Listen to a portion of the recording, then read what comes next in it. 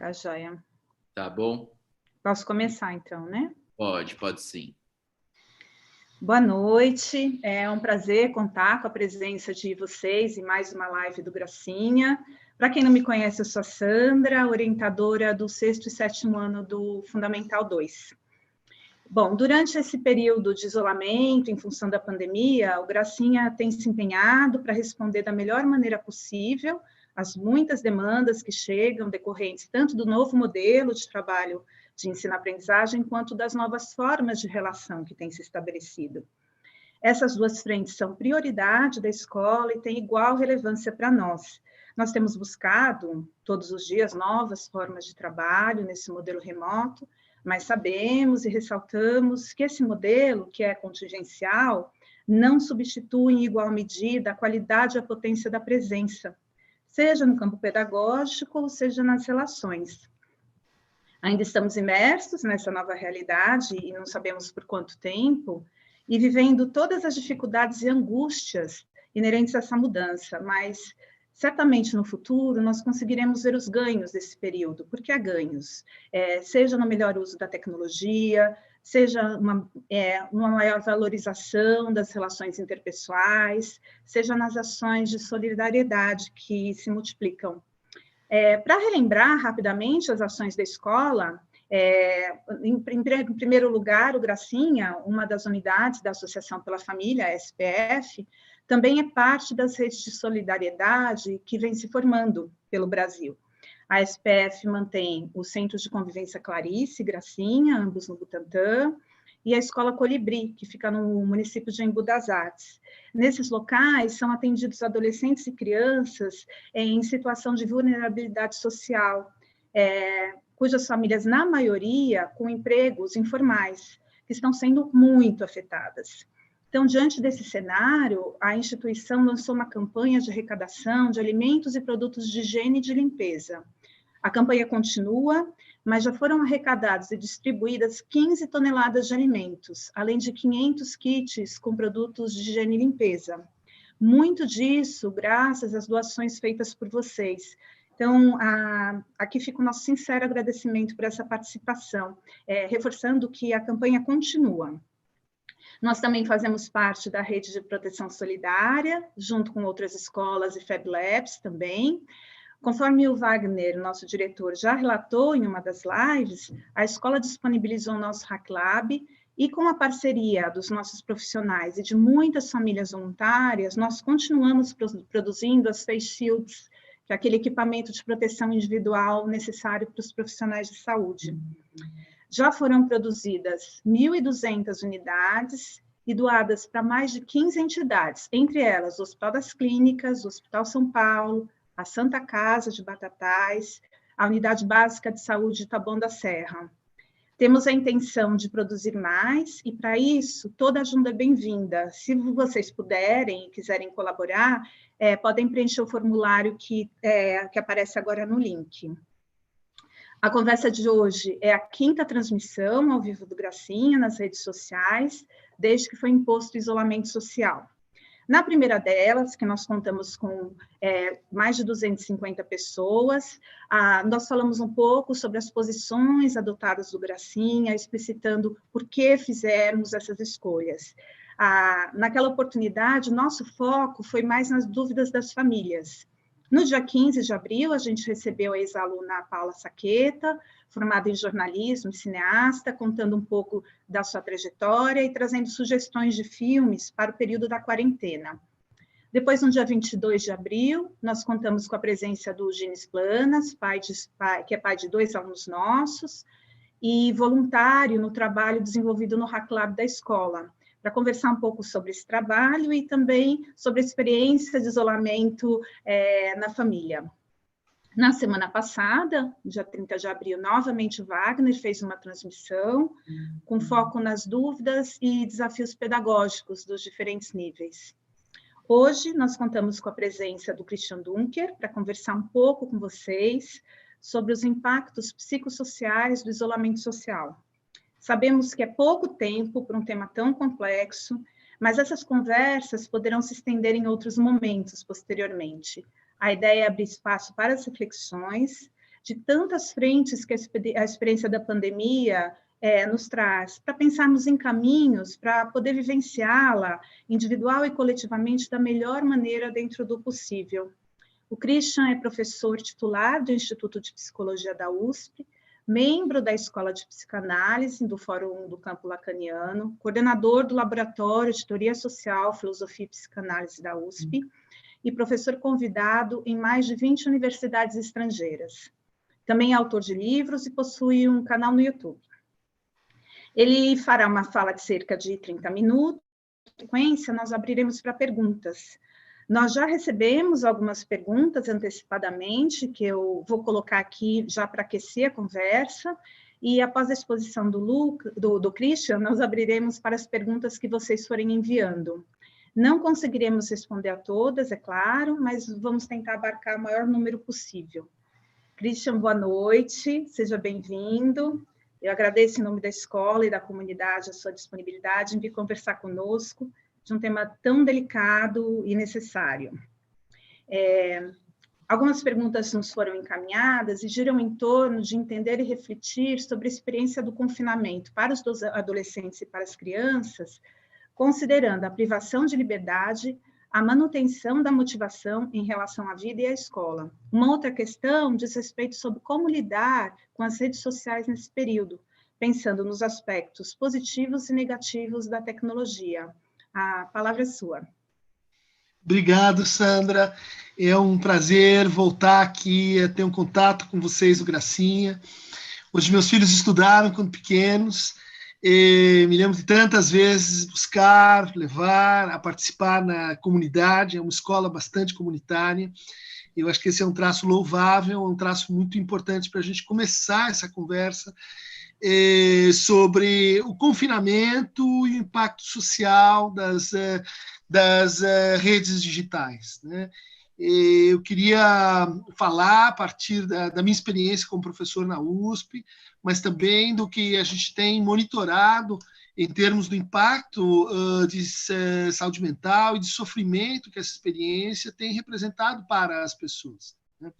Vamos lembrar que a gente entrou nesse momento da pandemia a partir do nosso próprio curso histórico, né? Estávamos numa situação de alta divisão social, grande polarização e pauperização econômica, né?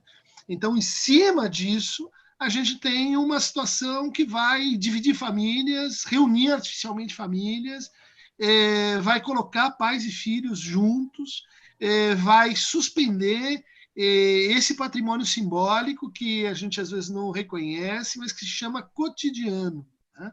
Cotidiano ou rotina tem que ver, vem do francês, né? Rota, caminho. E o nosso cotidiano ele é composto por um conjunto de escolhas, de decisões que foram se formando ao longo dos anos, né? E a gente levanta, sai da cama, escova os dentes, toma banho, vai para o carro ou para o ônibus, e enquanto a gente está fazendo tudo isso, a gente tem assim, uma espécie de trabalho mental em paralelo. Por quê? Porque o cotidiano se define mesmo por um certo distanciamento, por um certo automatismo, né? Daí, às vezes, a gente sente tédio, porque as coisas se repetem no cotidiano.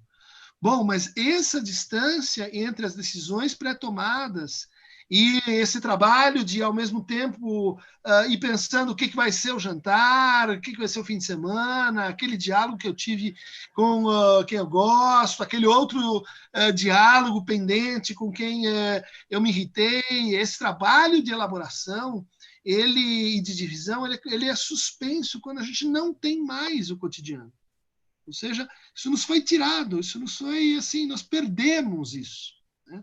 Esse é um dos motivos pelos quais imediatamente a gente se sente mais cansado, a gente se sente menos produtivo, acontece uma desorganização da nossa atenção, a gente parece entrar num filme de câmera lenta, cognitivo, decisional. Isso tudo acontece porque a gente não tem mais esse recuo. Ou seja, cada pequena decisão, cada caminho que a gente vai se estabelecer, ele tem que ser recriado na sua repetição, né? Bom, então, nessa situação em que a gente tem que reconstruir um cotidiano, em que a gente tem que elaborar o quê? Uma perda. Né? A perda daquela escola que a gente tinha, dos amigos, dos romances que estavam em curso, de tudo que a gente sonhava para a próxima semana, o jogo de futebol, o show, aquele estar comum, tudo isso foi perdido.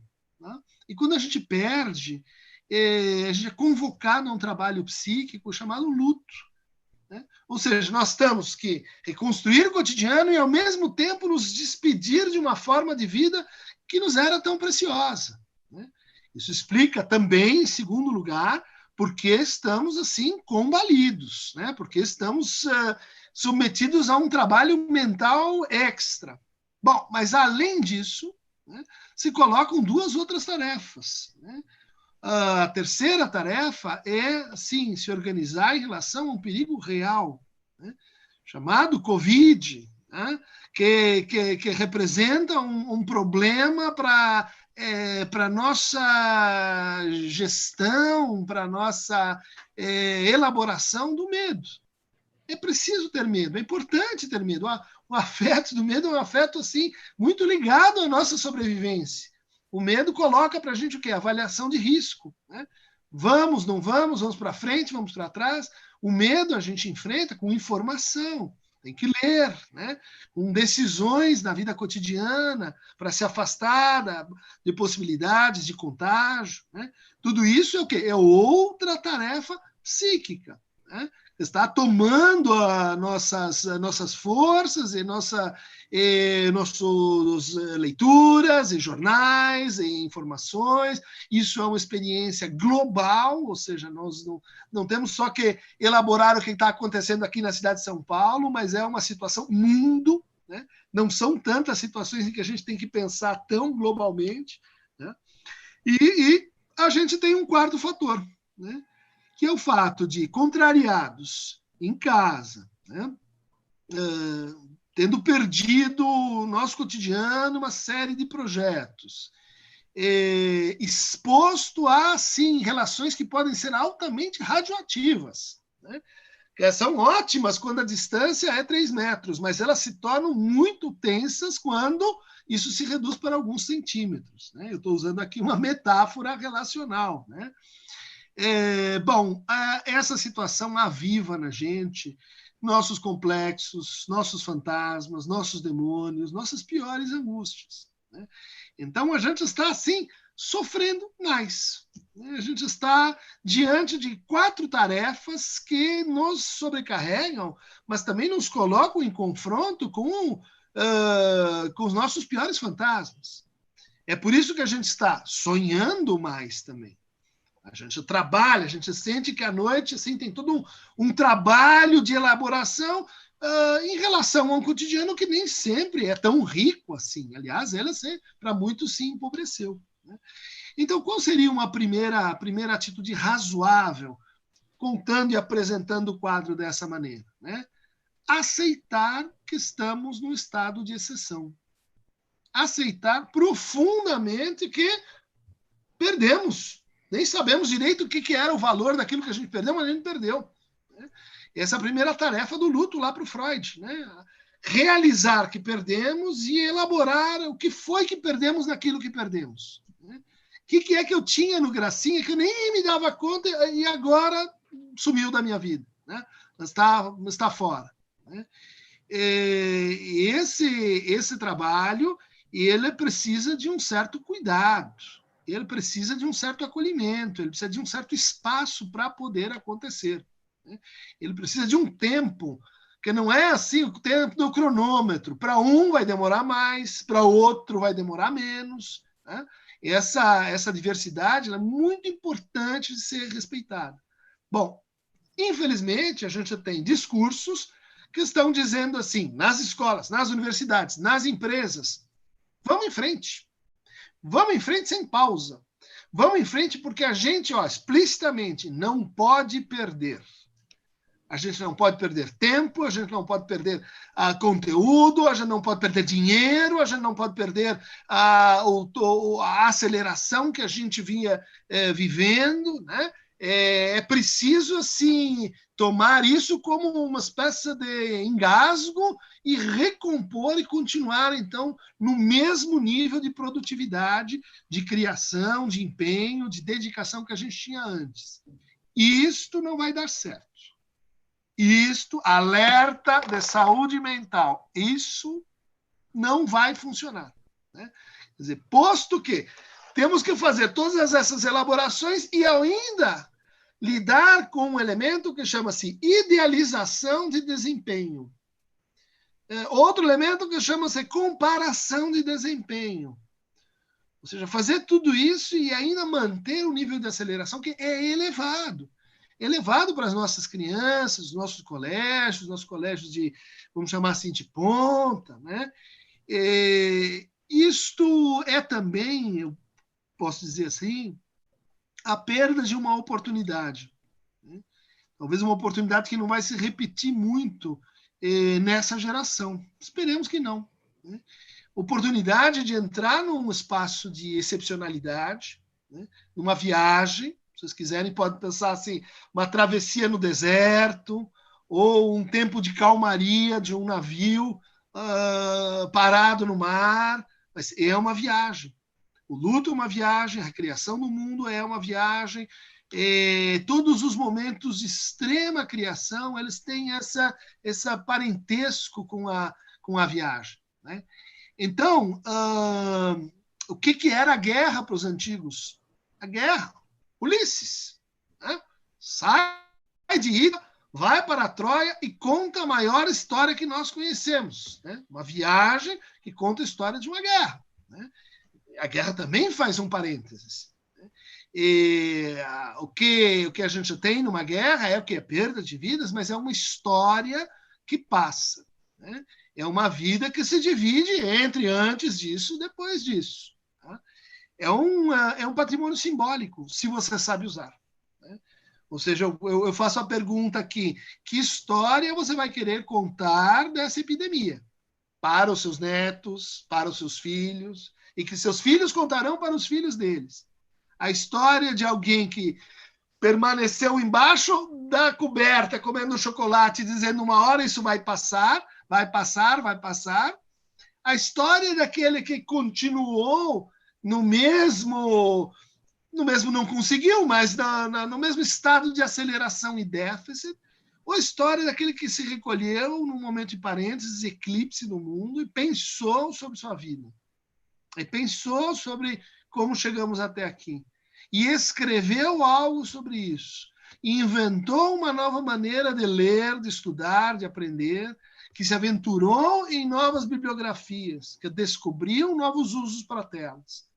Ou seja, esse teatro, essa viagem, essa guerra, ela é um momento propício para invenção, né? Para a gente se reconfigurar, a gente se reencontrar, da gente pensar assim, que mundo era aquele? Né? Que mundo era aquele que nos dizia o seguinte: é impossível parar, a economia não pode parar. O trabalho não pode parar, nada pode parar. A gente tem que acelerar cada vez mais, porque, bom, isso aumenta o nosso desempenho, o nosso lucro. É inimaginável que a gente possa parar. E o que a gente tem aqui hoje? Uma interrupção, né? Parcial, às vezes mais, às vezes menos. Só que isso provoca uma contraprova. Isso mostra que é possível, sim. Ou para alguns, o impossível acontece, né? Qual é a forma boa de lidar com isso? Fazendo esses trabalhos que apresentei. Qual é a forma não boa de lidar com isso? Né? Dizer assim, isso não está acontecendo. Isto é uma invenção chinesa, que é um morcego que foi comido, porque, na verdade, isso, natureza, e essa coisa que gera vírus incontroláveis, isso não é tão doloroso, é tão inédito, é tão difícil para mim que eu nego esse negócio, né? ruim. Porque depois disso, né, quando o bicho se aproxima, a gente vai tipicamente fazer o seguinte: vamos me juntar com outras pessoas e daí nós vamos negar juntos que isso está acontecendo. Ruim, péssimo. E depois, quando a coisa se aproximar mais, a gente vai dizer assim: eu sou uma pessoa especial, não acontece comigo. Comigo não acontece. E quando a coisa se aproximar mais ainda, talvez seja tarde. Então, nós estamos falando aqui, não é só de uma reinvenção, mas é de um reposicionamento subjetivo, geral. Né? Um reposicionamento sobre um determinado estado de mundo em que nem tudo precisam ser assim inimigos. Né? Inimigos conspiratórios, feitos por outras pessoas, há inimigos naturais. Né? Há uma espécie de retorno do recalcado na natureza e que a gente precisa aceitar. Isso faz muito bem para nós. Né? Sair da guerra do 2, falei que estávamos numa polarização, e ir para tem o 2, mas tem o 3. Né? Quem que é esse 3? Esse 3 você pode dizer é a natureza, mas é também a realidade, é o direito, são as universidades, é tudo aquilo que faz mediação. Né? E nossa prática como educadores é uma prática de intervir em mediações. Mediações na comunidade, mediações nas instituições. Isso leva a gente para a segunda questão deixada pela Sandra. Né? Qual que é o impacto das redes sociais e da linguagem digital nesse momento? Bom, a gente pode dizer, é uma nova linguagem, toda modificação na linguagem muda a subjetividade, assim como as modificações da nossa forma de trabalhar, assim como as modificações da nossa forma de desejar. Né? Esses são os 3 elementos que compõem, vamos dizer assim, uma forma de vida. O que está acontecendo é uma exposição massiva, obrigatória, compulsória a telas. Isso a gente sabe tem um efeito que é super interessante, porque coloca a gente diante de outras linguagens, diante de outros mundos. Isso leva a gente para descobrir galáxias até então assim insabidas, mas há também o risco de que isso promova um recolhimento a si, uma forma de isolamento, uma forma de lidar com essa situação que a gente diria assim, ela é esperada até a página 3, 4, depois não mais. Que é a seguinte, falei em medo e falei em angústia. Né? De fato, o medo é tratar isso que vem de fora, a angústia é enfrentar isso que vem de dentro. Frequentemente a gente foge do que vem de dentro, procurando justamente inimigos lá fora. Né? Mas o que acontece também é que a gente tem uma espécie, cada qual tem uma espécie assim, de conjunto de práticas para fazer frente a isso que vem de dentro. Né? Bom, uns jogam videogame, outros bebem, outros tomam remédios ou substâncias lícitas, ilícitas, outros trabalham. Olha só que interessante. Coisas incríveis, ótimas, boas, podem ser usadas como sintomas ocupacionais. Né? Outros compram. Eu preciso de shopping terapia, porque daí eu não penso. Né? Eu preciso trabalhar, porque daí eu não penso. Eu preciso fazer alguma coisa, academia, porque daí eu não penso. Todo lugar, toda posição, averiguem aí cada um na sua, né? Em que a gente diz eu não quero saber, eu não quero pensar, é uma posição suspensa. Né? É uma posição suspeita. Né? Aquela pessoa que diz, oh, que dia horrível, eu só quero chegar em casa, ligar a TV e desligar. Né? Esta pessoa está numa rota de Titanic. Isso vai terminar mal, porque não é assim que a gente se recompõe. Né? A gente se recompõe com prazeres de qualidade, a gente se recompõe com a conversa que nos enriquece, a gente se recompõe com processos transformativos de natureza narrativa, de natureza cultural, mas também de natureza afetiva. Aquele cujo sonho é se desligar e não pensar em nada, e aquele que, diante da escolha ética fundamental, ou seja, procurar o prazer ou fugir do desprazer, está escolhendo mera e simplesmente fugir do desprazer, né? Propor-se uma vida, e isso a gente tem que estar refletindo agora, de sobrevivente. Se eu sobreviver a isso, tá bom. Infelizmente, a gente está vendo chegar na universidade, eu dou aula para o primeiro ano do curso de psicologia, e eu vejo lá cada vez mais alunos notáveis, uma incrível capacidade cognitiva, com uma grande potência cultural, com uma orientação de vida baseada na sobrevivência. Baseado em, se eu não perder, tá bom.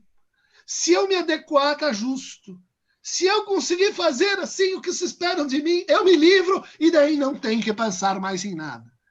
Como que nós criamos uma civilização cujo horizonte é conseguir fugir do pensamento, né? Conseguir fugir da capacidade de estar com o outro e de elaborar criativamente nossas crises, divisões, conflitos e angústias. No fundo, o que eu estou querendo dizer é que estamos numa oportunidade. É uma oportunidade excepcional para ajustar as contas com a gente mesmo, com o mundo que estava. Que mundo virá? Bom, pode ser que a gente tenha espaço para criar algumas pequenas diferenças. Não acredito que nós vamos reinventar a coisa num outro planeta, como diria o Drummond, né? Seja ele a Lua, Marte, Vênus, né? Que no fundo vai repetir mais ou menos as mesmas coisas. A diferença não vai ser grande se a gente não fizer essa jornada que o Drummond coloca nessa poema, nessa dangerosíssima viagem de si a si mesmo. Tá aí, você queria tempo para fazê-la? Não, isso não precisa ser uma meditação transcendental dupla ao quadrado. Pode ser assim, olhe para o seu baú, veja suas fotos de infância, analise o seu diário íntimo de quando você tinha X anos, faça um diário, escreva sobre sua vida. Enfim, são formas de cuidar de si, claro. A terapia, as terapias, a psicanálise são formas organizadas de fazer isso. Mas não pensem que a distância é assim, ou eu não penso, não quero saber de nada, ou estou, então, com um problema. Daí eu tenho um problema, eu tenho uma depressão, eu tenho uma ansiedade, então eu tenho que fazer alguma coisa. Você só tem esse tipo de sintoma, ou, enfim, frequentemente você vai ter esse tipo de sintoma porque você não cuidou do seu sofrimento. Você achou que o seu sofrimento era uma coisa para ser, assim, simplesmente extirpada com práticas de modulação de paisagem mental ou de produção de uma realidade de conforto, né? Ok, por isso eu estava dizendo, a gente vai convocar as nossas práticas de se ocupar, seja por falação, seja por fixação em telas, seja por, enfim, entrar num estado que é um estado assim, meio de anestesia e sobrevivência para quando isso passar. Mas a gente pode mais que isso. A gente pode mais que isso. E acho que é para isso que estão aí os poetas, né? Estariam os poetas à frente do seu tempo? Freud dizia que sim. Os poetas, eles criam, os poetas, artistas, músicos, né? Eles criam linguagens para mundos que ainda não existem. A gente vai criar, vai ter um mundo chegando aí, e nossa tarefa inventar qual é a linguagem. Pode ser que não seja esse mundo, mas pode ser que seja para um mundo vindouro, né? Se a gente não renovar nossa capacidade de imaginação, nossa potência de fantasia, nossa engenhosidade científica, se a gente não conseguir superar esse estado em que nós nos colocamos como funcionários do mundo, como empregados de uma vida que nos foi imposta, dificilmente vamos sair da encrenca que nós mesmos nos criamos, né? Teriam eles um jeito de encadear as palavras que as tornam perenes, né? Acho que sim, os poetas, eles criam essas palavras que são os nossos recursos naturais para enfrentar essa situação, né? Palavras de memória, palavras que nos tiram de nós mesmos. Quando me perguntam o que eu posso fazer para, enfim, não me prejudicar demais nessa situação. Digo, você precisa fazer viagens. Mas eu estou preso em casa. Então, conhece uma coisa chamada livro? Aquele que tem letras, muitas, de palavras. Não vale filme, música, que é super legal também, né? Super importante, mas o livro, ele tem uma coisa que ele necessariamente tira você fora de si. Né? Uma televisão, você pode deixar lá e estar trabalhando em segundo plano, está aqui, uma música ambiente, né? Funciona. Se você quiser fazer isso com a música, então escuta a música. Mas acorde, harmonia, sinfonia, é para valer, porque daí você sai de si. Né? Quer ver um filme saindo de si? Bom, então vamos ver como é que essa cena foi montada, o que é essa narrativa, qual é a dramaturgia que está em jogo, porque a hora que você sai de si, isso dá a margem para que você volte a si. E quando você volta a si, você reexperimenta o tamanho da sua alma, vamos falar assim num conceito pré-científico da coisa, e a extensão do mundo. Por isso que a gente é fascinado por viagens. Não é porque a gente vai para Paris e vai comprar coisas. É porque quando a gente volta, a gente é outro. E a gente é outro quando a gente conta a viagem que a gente fez. Quando a gente partilha essa experiência, quando a gente torna essa palavra uma palavra de todos nós, uma palavra que fica, que permanece, que insiste. Né? Com Drummond, autor desse poema que me enviaram antes do nosso encontro, a gente pode expor as palavras a pensar como essa experiência no intervalo da vida. Tá? Como é que a gente diz assim, né? Isto, e veja que, em geral, a gente faz isso em situações difíceis, né? Situações aparentadas com a que a gente está. Né? Quando a pessoa diz assim, eu preciso parar para pensar. Quando o cara chega na análise com essa formulação, você diz, a coisa está feia, porque ela vai criar-se um recuo. Ele está se dando conta de que a viagem da vida dela não tem acostamento. Né? Como diz meu grande amigo, o artista plástico Sérgio Fingerman. Né? Aliás, está fazendo lives interessantíssimas todo dia. Né? 9 horas, ela fala de um quadro, de um pintor. Sigam, que é ótimo. Mas o Sérgio diz o seguinte, a arte é o acostamento da vida. A vida é uma estrada, você tem acostamento. Para no acostamento. Né? E é ali que você o quê? Para pensar. Você sai de si, você volta para si. Né? Esse é o modelo da loucura. Né? O que é o louco na Idade Moderna? É aquele que saiu de si e não voltou. Né? Então, o que é o normal? É o cara que está em si, no controle?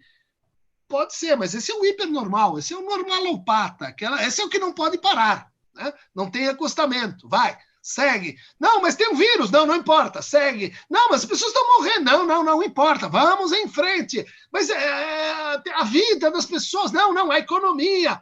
E esse é o louco, né? Que não consegue sair de si para, portanto, voltar a si nessa experiência que o Drummond está contando, né? O homem, a viagem. Né? E é uma viagem que a gente faz em conjunto. Né? Quer dizer, mundo, vasto mundo. Né? Qual é o tamanho do seu mundo? O filósofo chamado Wittgenstein tinha uma definição que me parece devia ser adotada nas escolas, assim como uma reflexão para a gente ter sempre. Os limites da minha linguagem são os limites do meu mundo. Linguagem pequena, mundo pequeno. Linguagem grande, mundo grande.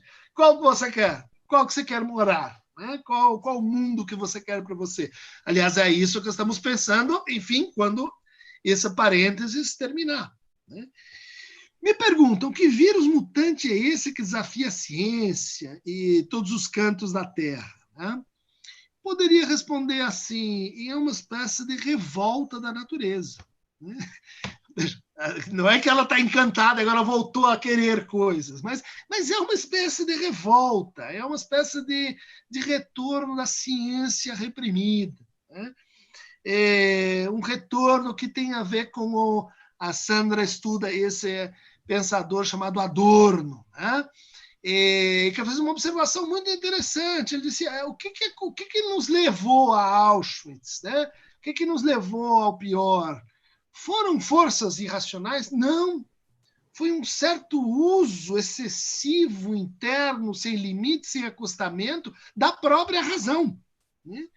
E o que dizia Adorno sobre o estado da poesia? Ele disse: depois de Auschwitz não pode ter poesia.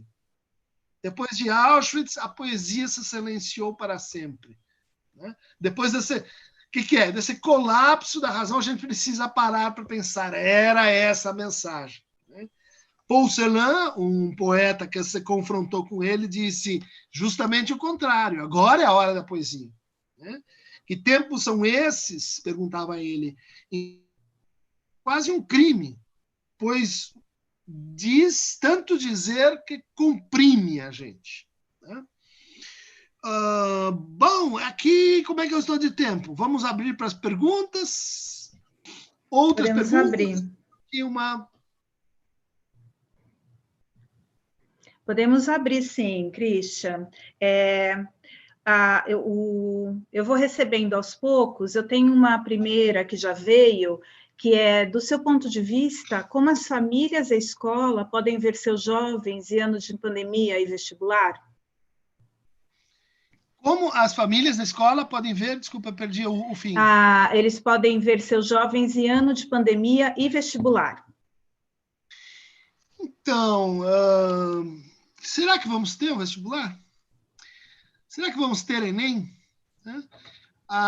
Em várias universidades já se discute a céu aberto, dependendo, é claro, do prosseguimento dos fatos, a perda de um semestre, eventualmente a perda de 2 semestres, né?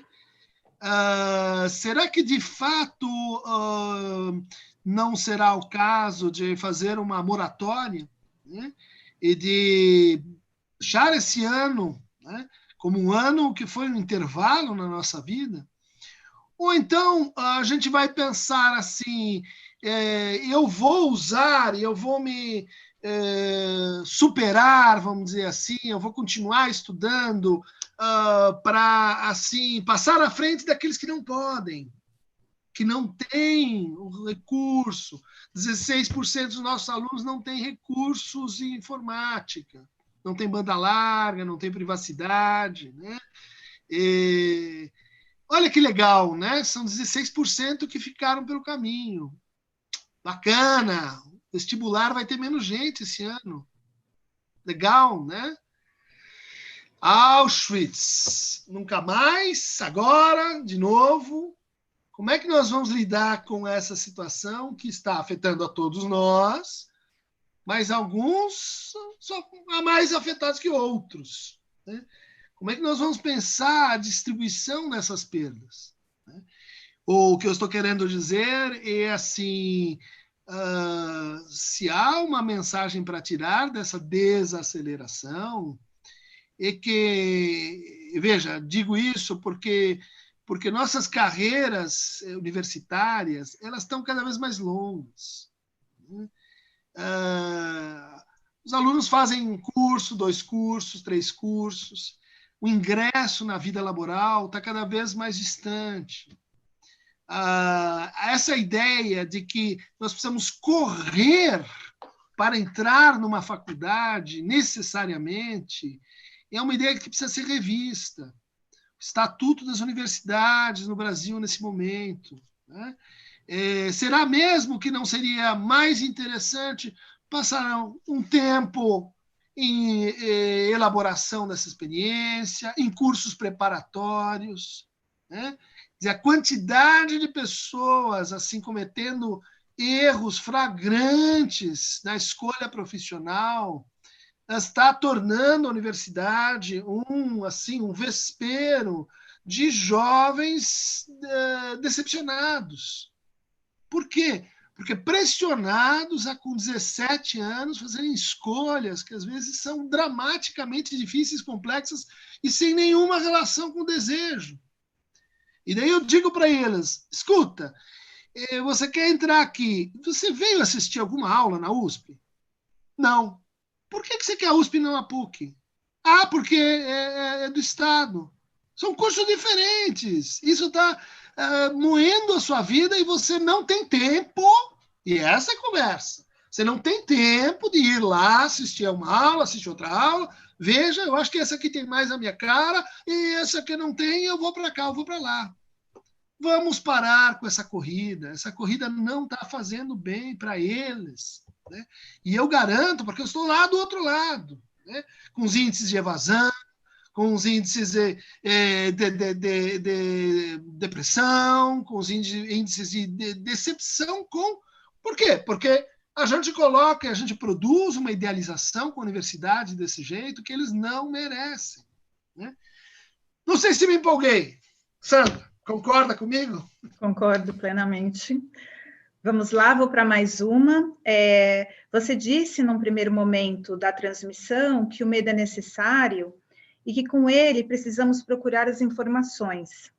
Eu, pessoalmente, acho que tem esse caminho de buscar informações, mas tem outro movimento de procurar um inimigo para essa situação atípica, como ocorreu em muitos momentos mundiais que vivemos. Como fazer esse medo ser produtivo para os nossos alunos? É a pergunta da Camila. Ótima pergunta, né? Porque, assim, essa reação que você está descrevendo, ela é, vamos dizer assim, o caminho ruim. Né? Eu falei assim, olha, tem vários caminhos bons, mas tem alguns que não são legais. Né? Um caminho não legal para enfrentar, e aí é qualquer medo, né? É a gente dizer assim, eu vou negar a existência disso. Né? Essa negação, ela muitas vezes evolui para uma atitude que é o quê? De isso que apareceu na minha vida, que me contraria, que me decepciona, que é um obstáculo, né? Vamos ver quantas vezes na vida de alguém não vai acontecer isso em microescala. Essa é uma grande escala. Né? Qual é a resposta que a gente pode esperar disso? Estou contrariado. Né? Que eu posso fazer? Eu posso me transformar, né? E eu posso transformar o mundo. Eu posso ir lá, olhar no mundo e dizer, estou com medo da cobra, mas se eu tiver um soro antiofídico, talvez diminua um pouco. Se eu ficar no recuo, usar luvas, melhora. Eu trato o meu medo. Né? Me transformando o mundo, às vezes transformando a minha relação com os outros. Né? Tipo, estamos juntos, vamos enfrentar a cobra juntos. O que não é uma boa resposta? Eu estou com medo, eu vou perguntar quem é o culpado por isso. Tem que ter um culpado. Né? E nós vamos procurar esse culpado, e daí nós vamos atacar esse culpado, e daí nós vamos achar que nós estamos tratando o medo. Não está. É pior. Né? O afeto da culpa é um afeto muito pouco transformativo.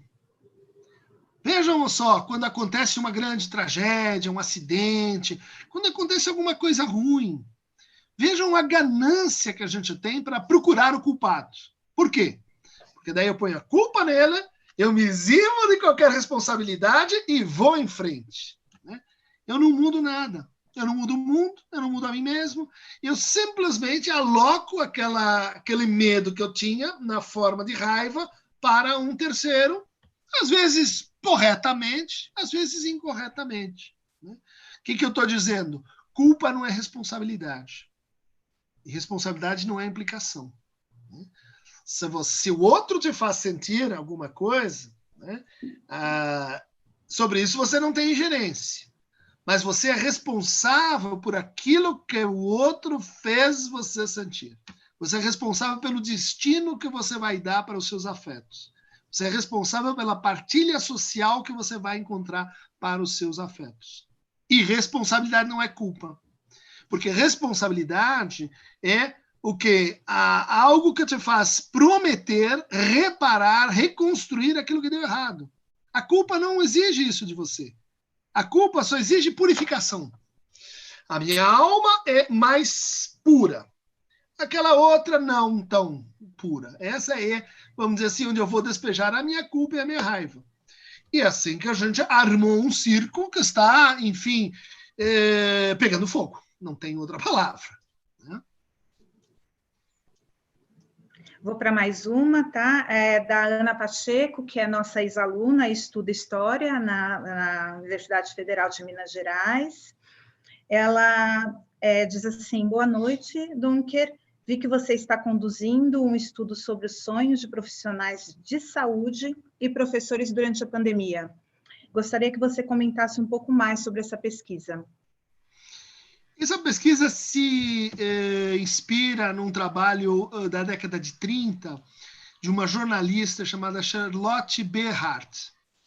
E ela notou que 30, né? Quer dizer, antes de Hitler chegar, a guerra, o poder e etc. Ela notou que as pessoas começaram a sonhar diferente. Diferente como? Mais intensa e vividamente, mais extensa, histórias mais complexas, mais alongadas, e com temas de perseguição, obediência, resistência, mortes, cadáveres, exílios, deportações.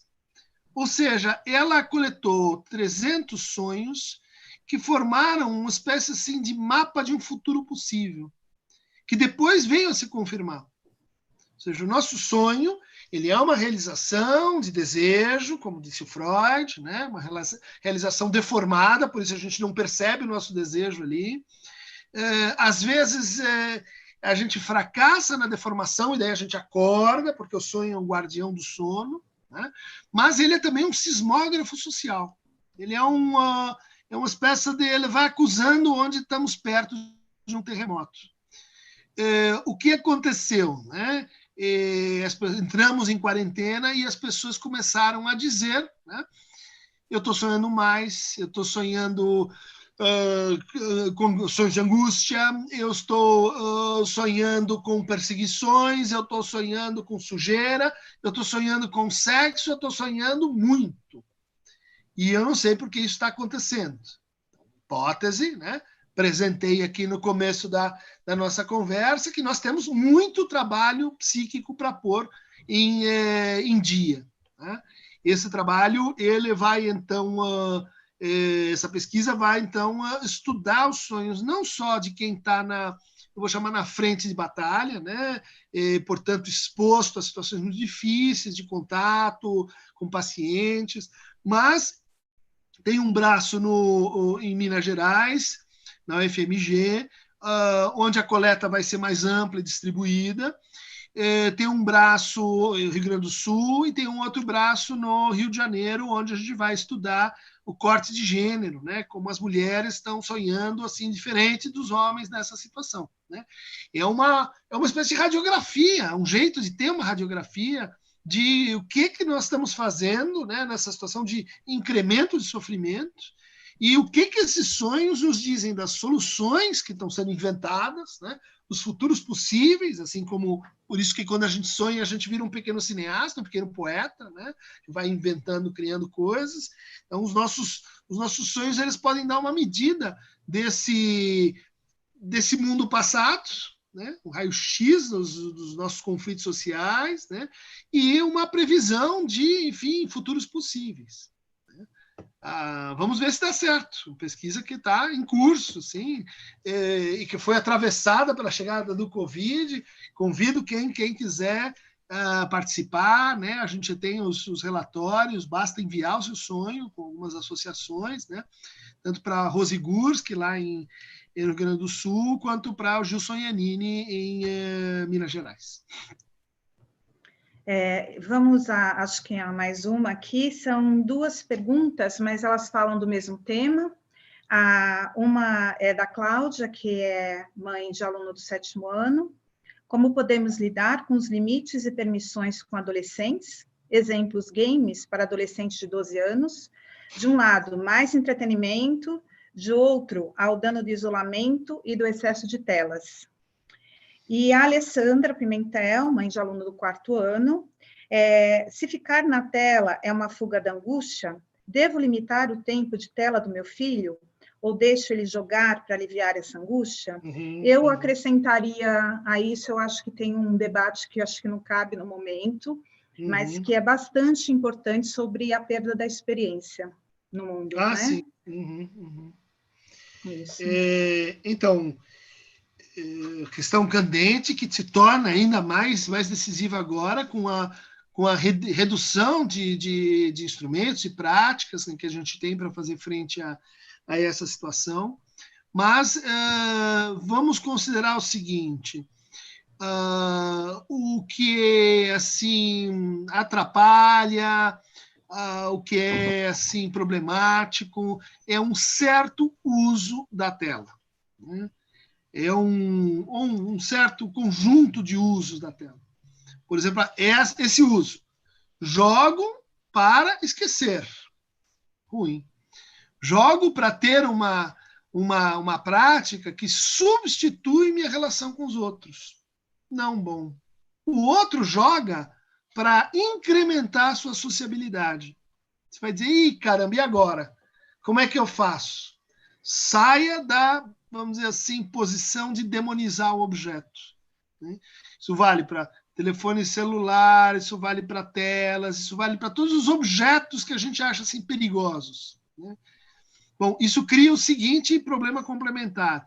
Eu vou ter que investigar e eu vou ter que investir na mediação desse adolescente no uso que ele faz, né? Quer dizer, me conta que jogo, como é que é? Você tem uma história para me contar do jogo? Que ganhou, perdeu? Com quem está jogando? E qual que é a fase? O que é a coisa difícil? O que é a coisa fácil? Não tem o que dizer? Ruim.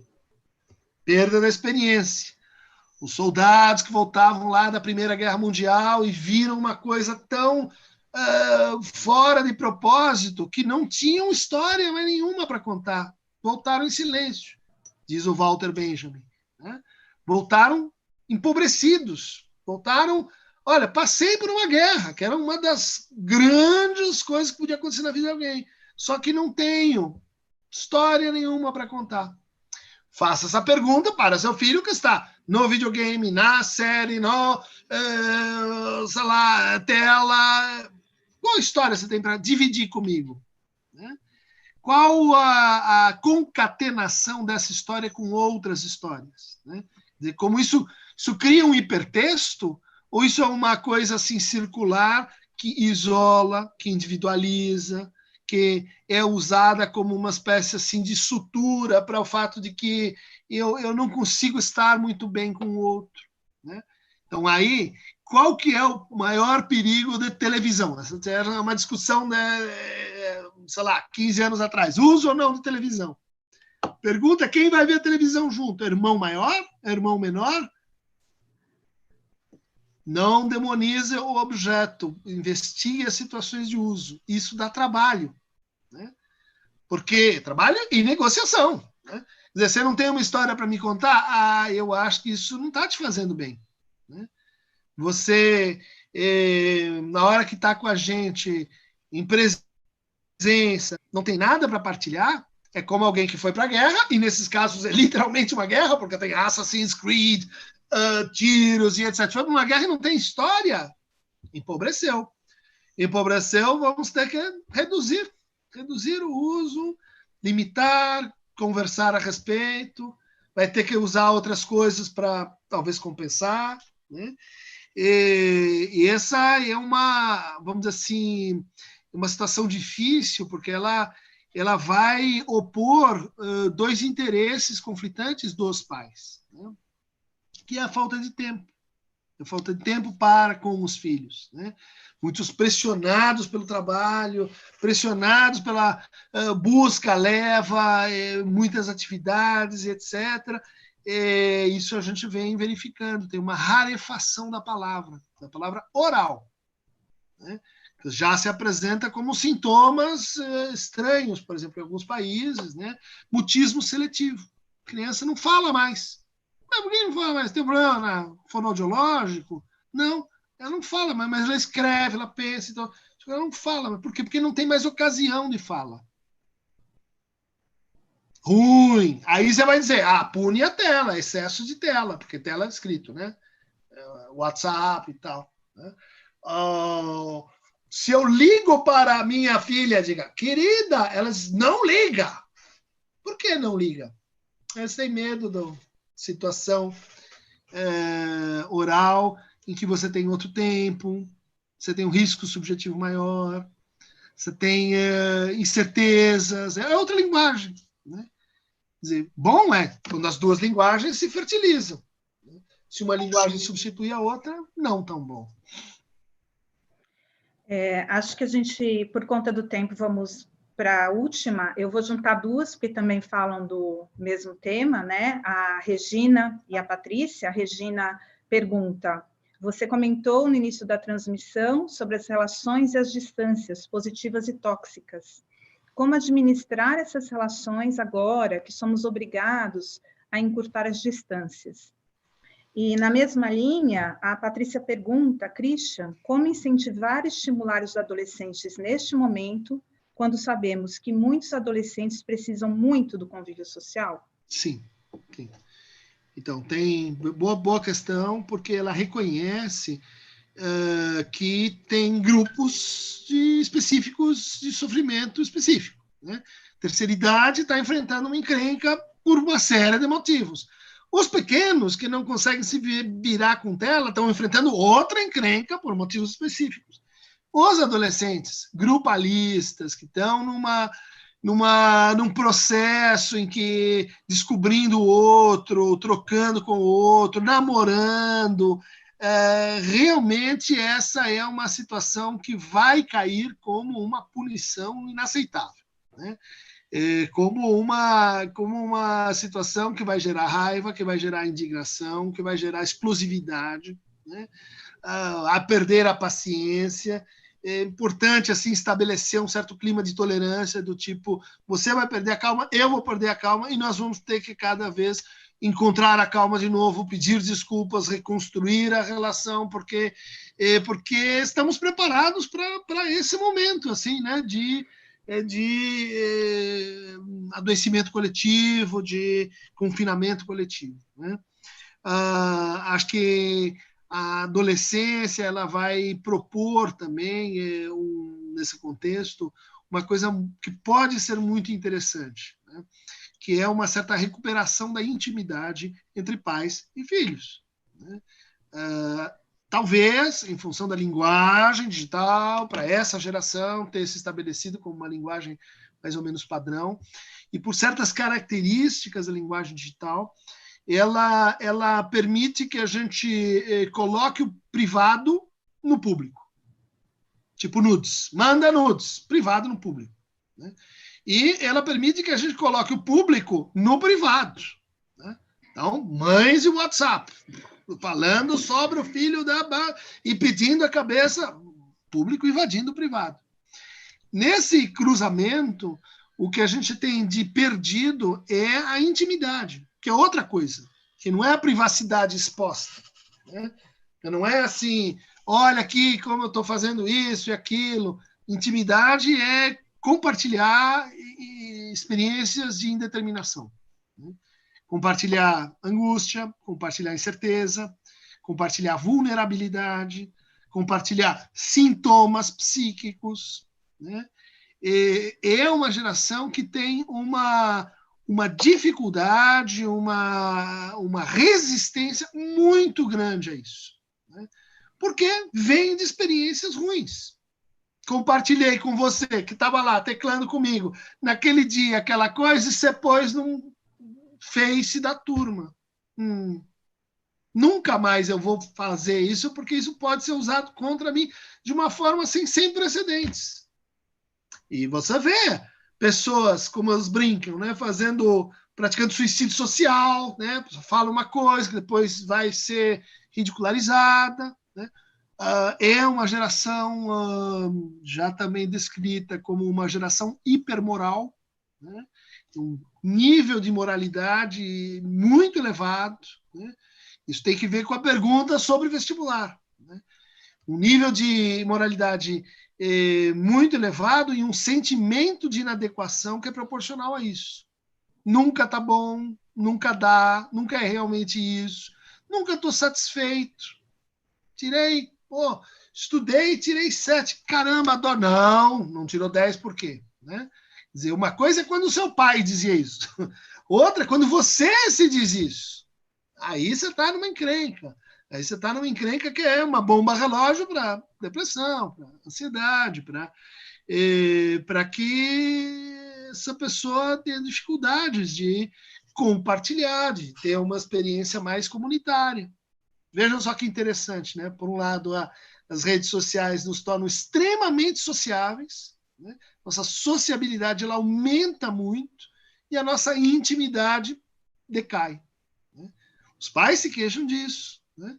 Se queixam, muitas vezes você pergunta para ele, mas você fala de si? Eu não tenho tempo. Eu sou dificuldade lá no trabalho. Eu tenho que protegê-lo. Eu não vou falar os meus problemas para ele? Nunca. Eu amo ele, então eu protejo e ele me conta as coisas dele sem que eu fale de mim. Ou então, o outro que usa o filho como terapeuta auxiliar, né? Conta demais, fala obscenamente, né? Também não é isso. Né? Isso é intrusão do privado em cima do outro privado. Né? Não é intimidade. Né? Então, eu acho que essa experiência assim, de pais e filhos juntos de novo, na quarentena, ela dá ensejo para reconfigurações de intimidade. Né? Ver o seu pai trabalhando, deixa eles verem. Assiste, essa reunião dá, outra não. Vai lá dar uma olhada, mas sem encher a paciência. Só, enfim, estar junto. Estar junto na aula, estar junto naquele, sei lá, Zoom ou naquele evento, né? Estar junto naquele videogame. Né? Almoçar juntos, jantar juntos. Né? A famosa campanha, né, na Suécia dos anos 90, né, em que você tinha uma percepção de elevação de sintomas, né, sintomas psicopatológicos, eles não sabiam o que fazer, porque isso tinha a ver com a forma de vida, como quase sempre. Então, eles iniciaram uma campanha massiva de outdoors dizendo jante com a sua família. Porque o jantar em família é uma situação potencialmente restauradora, né, recriadora de intimidade, né, convoca narrativas, convoca partilha social de afetos, convoca, enfim, tudo isso que funciona como assim uma espécie de proteção natural, né, da nossa saúde mental. Antes de psicólogos, psicanalistas e etc., tenho que entrar em campo, bem antes. Agora, se não cuida, bem, aquilo deu nisso.